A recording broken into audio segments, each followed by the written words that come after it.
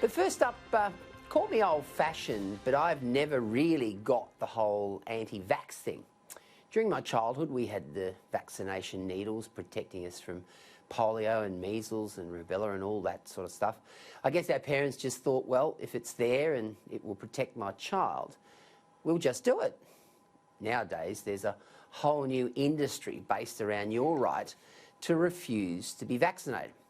You've got influential bloggers, mostly on mummy blogger sites, telling mums that vaccination for everything from whooping cough to rubella are not necessary. In hippie places like Byron Bay, the rate of vaccination is about the same as the Congo, where they struggle to access proper vaccinations. So here we are, living in one of the most progressive nations in the world, with free children's vaccinations available, and there are some parents who simply ignore the medical advice and evidence and don't vaccinate. Not only do they endanger their own kids, but the health of others. Madness? Well, of course it is.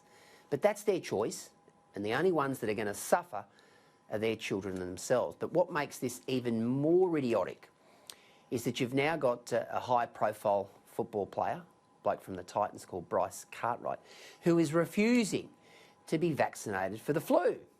Now, part of the COVID-19 conditions of the NRL players returning to the footy field is that they must be inoculated against the flu. Cartwright, whose wife is a fierce anti-vax proponent, is refusing, and by doing so is effectively putting at risk his teammates and players in other teams. Now, the NRL and the Gold Coast Titans have no choice with Cartwright. They just have no choice. He either gets on the vaccination bus or he gets off the team. He either gets the jab or he forgoes his lucrative contract. No jab, no money. No jab, no play.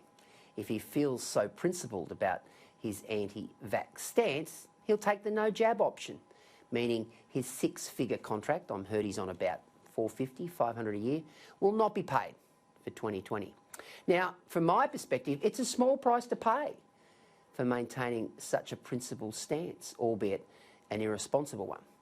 Anti-vaxxers are dangerous.